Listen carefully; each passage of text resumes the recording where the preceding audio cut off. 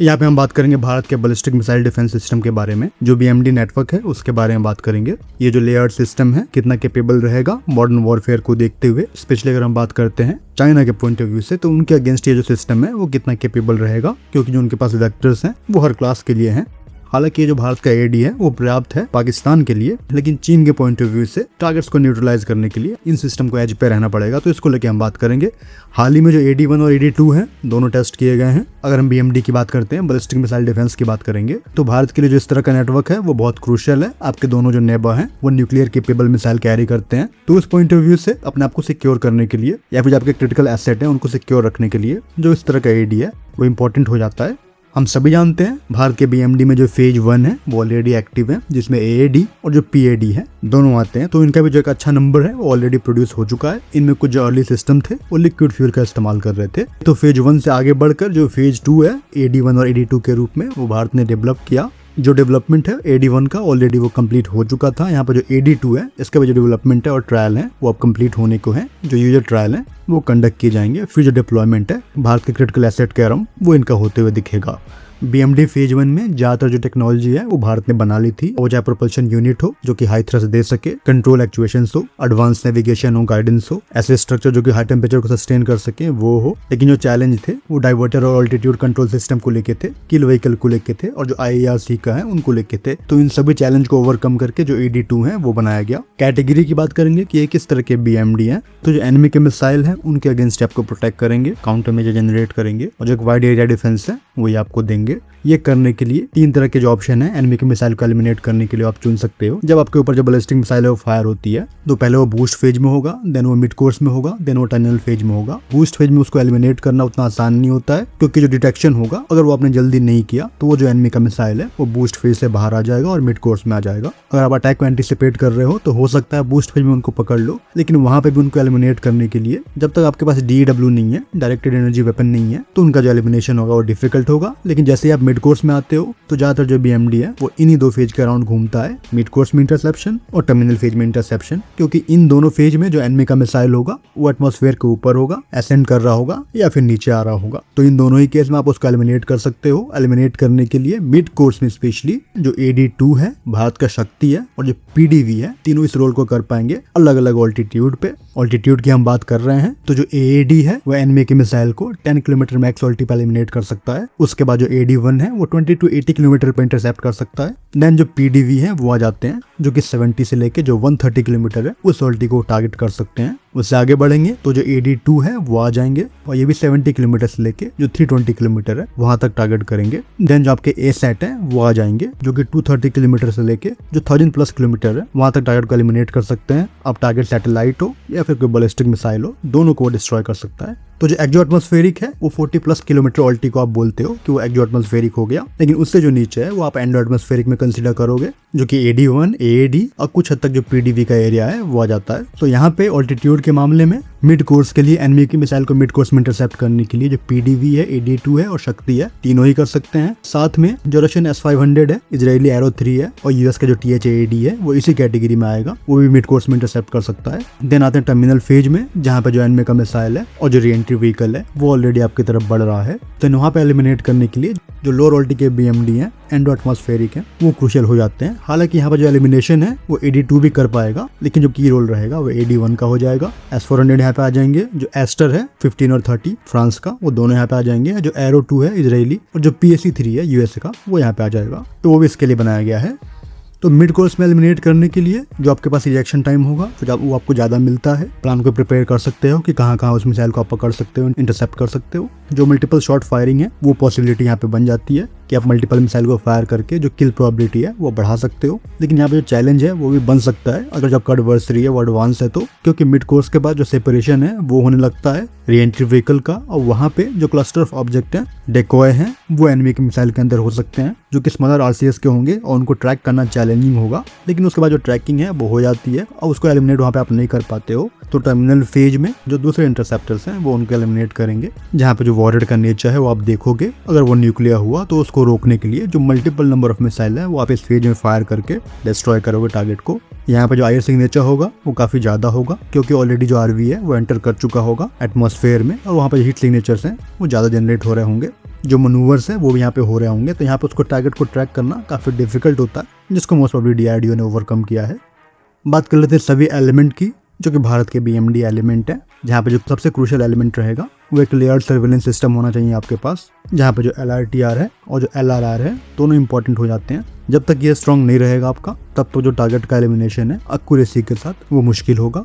तो थ्रेट को लेकर जो सर्विलेंस से डिटेक्शन है और ट्रैकिंग है वो स्ट्रांग होनी चाहिए, और उसके लिए जो आपने नेटवर्क सेटअप किया है वो स्ट्रांग होना चाहिए। थ्रेट को असेस करने के लिए जो मिशन कंट्रोल यूनिट है वो स्पेशली बनाए गए हैं। यहाँ पर जो मिशन कंट्रोल यूनिट होगा वो थ्रेट को असेस करेगा, क्लासिफाई करेगा, और जो ऑप्टिमल एंगेजमेंट प्लान है उसके लिए जो डेटा है वो लॉन्च कंट्रोल यूनिट को देगा। यहाँ पे जो ऑप्टिमाइज शॉट है वो लॉन्च कंट्रोल यूनिट सेलेक्ट करेगा, और जो मल्टीपल नंबर ऑफ टारगेट है वो सेलेक्ट करके वैसे ही जो मिसाइल है मल्टीपल नंबर ऑफ मिसाइल है साइमल्टेनियस फायर कर सकता है। इन सब के बीच जो कम्युनिकेशन यूनिट है, सिक्योर कम्युनिकेशन यूनिट, इन सभी लाइनों के बीच वो एस्टैब्लिश किया जाएगा।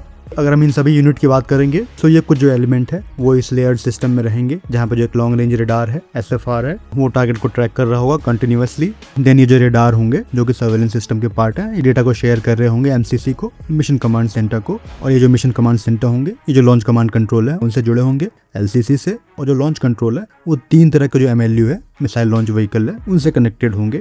तो जैसे ही थ्रेट को लेके कोई भी इन्फॉर्मेशन है वो आती है कि इस थ्रेट को एलिमिनेट करना है, तो जो डेटा है वो लॉन्च कमांड सेंटर को दी जाएगी, और वहां से जो मल्टीपल नंबर ऑफ मिसाइल है उस थ्रेट को मिड कोर्स में एलिमिनेट करने के लिए वो फायर किए जाएंगे, जो कि एक्जो एटमॉस्फेरिक टारगेट को एलिमिनेट करेंगे। ये हाई ऑल्टी किल जोन होगा।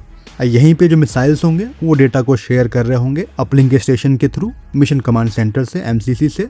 देन इसके बाद अगर कोई टारगेट है वो फिर भी नजदीक आ जाता है तो वहां पे जो एडिशनल यूनिट है AD1 के या फिर एंडो एटमॉस्फेरिक लॉन्चर के वो दिए गए होंगे, और इसको ट्रैक करने के लिए जो अलग रेडार है वो इस एरिया में ट्रैकिंग कर रहा होगा, और ये भी MCC से जुड़ा होगा। और यहाँ पे इस टारगेट को एलिमिनेट करने के लिए एंडो एटमॉस्फेरिक किल जोन में आप मल्टीपल नंबर ऑफ जो मिसाइल है वो फायर करोगे, ताकि आप किसी तरह से जो एनिमी का मिसाइल है उसको एलिमिनेट कर पाओ। तो जो किल प्रोबेबिलिटी है 4 साइमल्टेनियस लॉन्च के लिए वो 90% से ऊपर की रहेगी, और यहाँ पे 6 जो टारगेट है एक बार में वो आप एंगेज कर सकते हो।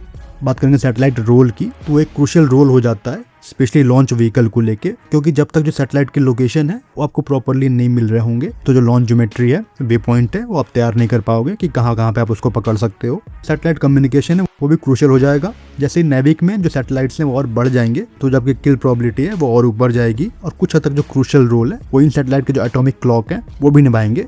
अगर वो एडवांस रहते हैं तो आपके पास जो एक्यूरेसी होगी वो और सुपीरियर होगी, आपको कम नंबर ऑफ मिसाइल फायर करने पड़ेंगे। तो मिसाइल का जो कनेक्शन है वो सैटेलाइट से ना भी हो, लेकिन लॉन्चिंग के टाइम पे अगर जो कोऑर्डिनेटर वो एक्यूरेट होते हैं तो वहाँ पे आपको हेल्प मिलेगी। इसके लिए भी ज़्यादातर जो चैलेंज है वो सभी ओवरकम किए जा चुके हैं। यहाँ पे जो कमांडर वर्क स्टेशन है सर्विलेंस के लिए इस्तेमाल किए जाएंगे, जिनके पास जो डिजिटल मैप है वो रहेगा, जो एयर ऑब्जेक्ट लेयर है वो रहेगा, और हर तरह के कैलकुलेशन के लिए अब वो चाहे डिस्टेंस हो, अजमत हो या फिर रिकॉर्ड्स हो, वो सब यहाँ पे इनके पास रहेंगे। देन बात करते हैं मिशन कंट्रोल सेंटर की। इसके पास जो एक पिक्चर है एयर सिचुएशन की वो कंप्लीट पिक्चर रहेगी, और ज़्यादातर जो इसके यूनिट है वो कनेक्टेड रहेंगे ईथरनेट से एक दूसरे से। मल्टीपल नंबर ऑफ जो MCT है वो एक से कनेक्टेड होंगे, और इन सब का जो कनेक्शन है वो लॉन्ग रेंज रेडार से होगा, मीडियम रेंज रेडार से होगा। जो लॉन्च कंट्रोल सेंटर है, multiple number of launch control centre है वो होंगे तो उन सबसे कनेक्टेड होगा। जो अपलिंक नेटवर्क है जो कि कम्युनिकेट कर रहे होंगे फायर किए गए मिसाइल से भी, तो उसका भी जो डेटा है वो इनके पास आ रहा होगा। तो जो कंप्लीट पिक्चर है 360 डिग्री का वो इनके पास होगी, और ये सभी से जुड़े होंगे। तो ये एक क्रूशियल एलिमेंट है। बात करेंगे लॉन्च कंट्रोल सेंटर की, तो इनका जो कंप्लीट रोल है वो मिसाइल की लॉन्चिंग को लेके है, टारगेट को एलिमिनेट करने के लिए प्लान तैयार करने को लेके है। जो रियल टाइम C4I सिस्टम है वहाँ पे इनका रोल रहेगा। तो यहाँ पे जो कंप्लीट वर्क है वो ऑटोमेटेड होगा, क्योंकि जो रिएक्शन टाइम है वो आपको कम से कम लेना है, तो वो चीज़ अचीव करने के लिए ज़्यादातर जो एलिमेंट है वो यहाँ पे ऑटोमेटेड होंगे। अगर हम कॉन्फ़िगरेशन की बात करते हैं तो जो एक MCT है वो 4 लॉन्चर, एक लॉन्च कमांड कंट्रोल TOT है उनसे जुड़ा होगा, और साथ में जो डेटा शेयरिंग है वो LRTR से भी हो रही होगी, और जो दूसरे MFCR है उनसे भी हो रही होगी। तो एक वास्ट नेटवर्क है जो कि DRDO ने और भारत ने तैयार किया है। तो यहाँ पे हमने बात कर ली इन सभी के एलिमेंट के बारे में। बात करते हैं मिसाइल को लेके। AD1 के बारे में हम पहले भी बात कर चुके हैं। यहाँ पे जो नया एलिमेंट है हमारे लिए वो AD2 है, जो कि मोस्ट सर्टेनली 3 स्टेज में है। जो पहला स्टेज है वो प्राइमरली बूस्टर के रूप में इस्तेमाल हो रहे होंगे। जो सेकंड स्टेज है वो सस्टेना होगा। जो थर्ड स्टेज है वो काइनेटिक किल व्हीकल का है। और यहीं पे जो दूसरे एलिमेंट है इस थर्ड स्टेज में वो दिए गए हैं, जैसे कि जो DCT है, डाइवर्टर मोटर्स हैं, वो दिए गए होंगे, जो कि मिसाइल के जो रोल है, यॉ है और पिच है, तीनों को कंट्रोल कर पाएंगे। और तीनों को कंट्रोल करने के लिए अलग अलग डायरेक्शन में जो मोटर्स हैं वो लगाए गए हैं।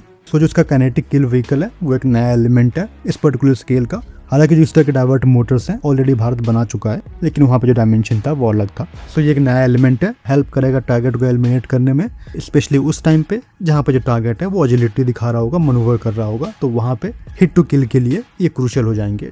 कंपैरिजन की बात करते हैं तो जो AAD है वो काफी हद तक कंपेरेबल है और सुपेरियर है PSC-3 से, क्योंकि यहाँ पे जो क्लास ऑफ मिसाइल है टारगेट को लेके वो 1500 किलोमीटर से ऊपर तक का है। और यहाँ पे जो मैकेनिज्म है वो ब्लास्ट फ्रेगमेंटेशन है। एक जो बड़ा वॉरहेड है वो ये कैरी कर रहा होता है, जो कि टारगेट को डिस्ट्रॉय करने के लिए पर्याप्त है। PDV की बात करेंगे तो जो PDV है काफी हद तक कंपेरेबल है THAAD से। दोनों की जो रेंज है वो काफी सिमिलर है। टारगेट कैटेगरी है वो भी सिमिलर है, MRBM है। दोनों हिट टू किल कर पाएंगे। दोनों में जो सेंसर है टर्मिनल फेज में वो स्ट्रैप डाउन MWIR है। डैक्स के लिए जो लिक्विड रिपेलेंट है दोनों में इस्तेमाल हो रहे हैं। तो जो इंटरसेप्टर होंगे उनका जो एक्सेलरेशन कैपेबिलिटी है वो काफी क्रूशियल हो जाता है टारगेट को एलिमिनेट करने के लिए और जो किल प्रोबेबिलिटी है उसको बढ़ाने के लिए, क्योंकि कोई भी जो एरर है वो आप अफोर्ड नहीं कर सकते। तो हर फेज में ये जो एक्सेलरेशन है इंटरसेप्टर के अंदर वो अचीव करने के लिए, स्पेशली अगर हम बात करते हैं एंडो एटमॉस्फेरिक इंटरसेप्टर में, तो यहाँ पे एक्सेलरेशन को अचीव करने के लिए जो फास्ट एरोडायनामिक कंट्रोल है वो दिए गए होते हैं। टेल हो चाहे वो कनार्ड हो, इससे आगे बढ़ोगे हायर एंडो एटमॉस्फेरिक पे 20 से 40 किलोमीटर पे, तो यहाँ पे जो डाइवर्ट थ्रस्ट कंट्रोल है वो आ जाता है, प्लस जो जेट वेन है और जो एरोडायनामिक कॉम्बिनेशन है वो आ जाएंगे। इसके आगे एक्सो एटमॉस्फेरिक में जो TVC है डुअल पल्स के साथ वो आ जाएंगे। और यहीं पे जो रिएक्शन कंट्रोल है उनका भी इस्तेमाल होगा और जो डाइवर्ट थ्रस्ट कंट्रोल है उनका भी इस्तेमाल होगा। तो आप सभी का इस्तेमाल करके, सभी मीन का इस्तेमाल करके जो इंटरसेप्टर का एक्सेलरेशन है वो आप हायर अचीव करोगे, जिससे कि जो हिट टू किल है वो अचीव हो सके। अगर हम चाइना से आ रहे थ्रेट के बारे में बात करेंगे, स्पेशली अगर बात करते हो हाइपरसोनिक थ्रेट की, तो उनको इंटरसेप्ट करना एक चैलेंज बन जाता है। और वो अचीव करने के लिए जो एक वाइड एरिया डिफेंस है, डिस्ट्रीब्यूटेड सिस्टम ऑफ सिस्टम्स है, आर्किटेक्चर है, वो आपको अचीव करना पड़ेगा। मल्टीपल जो एलिमेंट है वो आपको फील्ड करने पड़ेंगे। जब तक वो जो वेक्टर है, ऑब्जेक्ट है, प्रॉपर्ली ट्रैक नहीं होता, उसको एलिमिनेट करना, हिट करना आसान नहीं होगा। जहाँ पे जो होमिंग ड्यूरेशन होता है वो काफ़ी लो होता है। तो यहाँ पर जो रिक्वायरमेंट होगी फास्टर ऑटो पायलट की वो रहेगी। जो एडवांस गाइडेंस लॉ है वो अचीव करने पड़ेंगे। और जो वॉरेड है वो आपको उसी तरह से बनाना पड़ेगा जो कि लीथल हो। इनमें से जो काफ़ी चीज़ें हैं वो DRDO अचीव कर लिए हैं। कुछ पे जो वर्क है वो अंडर प्रोग्रेस है, जो कि इसी का जो फेज 3 है उसमें देखने को मिलेगा। यहाँ पे जो एंटी हाइपरसोनिक एयर डिफेंस है AHAD वो डेवलप किया जा रहा है। प्राइमरली वो इन सभी टेक्नोलॉजी को इनकॉर्पोरेट करेगा और जो हाइपरसोनिक मिसाइल है उनको इंटरसेप्ट करेगा। तो वो फेज 3 है। हाल ही में कुछ जो इम्प्रूवमेंट है वो प्रोपल्शन पे भी किए गए हैं, जिसकी वजह से कुछ जो चेंजेज हैं वो AD1 के शेप में दिखे हैं। तो जो इस तरह का डेवलपमेंट है वो एक लर्निंग कर्व रहता है, कैट एंड माउस गेम है, जहाँ पे जो चैलेंज है, इम्प्रूवमेंट है, इवोल्यूशन है वो होते रहेंगे। होपफुली ये जो कंप्लीट सिस्टम है वो 2029-30 तक फील्ड कर दिए जाएंगे एक नेटवर्क के अंतर्गत। फिलहाल इस वीडियो में इतना ही। जय हिंद।